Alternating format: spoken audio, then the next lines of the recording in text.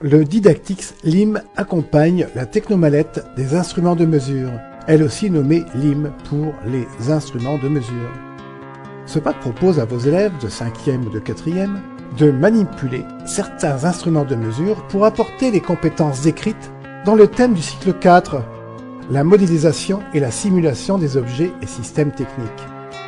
La compétence principale est celle-ci, analyser le fonctionnement et la structure d'un objet.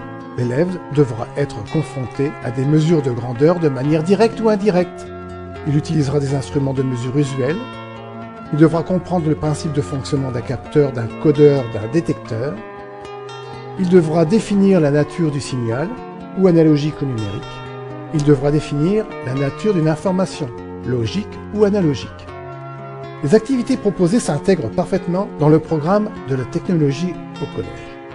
8 instruments sont disponibles dans la technomallette et sont mis à la disposition des élèves.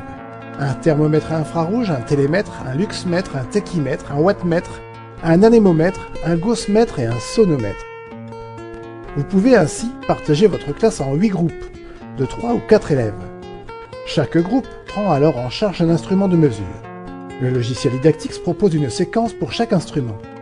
Les animations de cette séquence vont guider le groupe d'élèves dans l'apport de connaissances nécessaires, puis dans la mise en place d'activités de recherche, de mesure et d'investigation. Chaque groupe observera les animations historiques et culturelles sur l'instrument, son histoire et son rôle dans ces mesures. Ensuite, de nombreuses activités seront à vivre par le groupe pour effectuer, par exemple, une cartographie du collège mettant en évidence la salle la plus bruyante, ou le lieu le plus exposé au courant d'air, ou encore la salle la moins éclairée. Ils auront même à mettre en œuvre et éditer dans OpenOffice par exemple, ou LibreOffice, une fiche signalétique permettant de mettre en évidence les qualités ou défauts des différents lieux du collège. Ils pourront ainsi, après avoir effectué des mesures, classer le bureau du principal ou la salle de permanence dans différents critères de sonorité, d'éclairement, de dégagement électromagnétique ou encore thermique. Un bilan des savoirs et une synthèse des actions de groupe peut être fait en commun à l'aide des synthèses proposées dans Didactix. Chaque élève s'auto-évalue par des QCM proposés.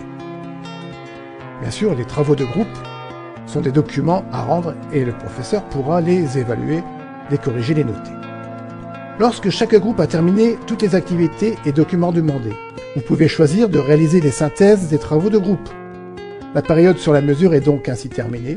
Ou alors vous pouvez proposer au groupe de changer d'instrument et de réaliser la séquence qui lui est dédiée.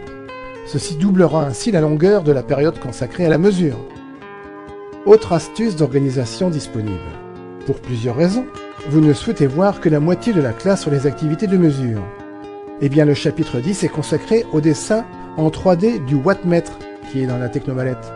Dans ce cas, pendant que la moitié s'adonne à la découverte et activité sur les grandeurs et mesures physiques, les autres se frottent à SketchUp dans un apprentissage pas à pas du dessin volumétrique.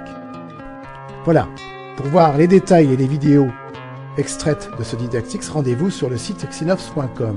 Pour que votre établissement en fasse l'acquisition, le Didactix et sa technomallette sont donc en vente sur le catalogue et le site Technologie Service.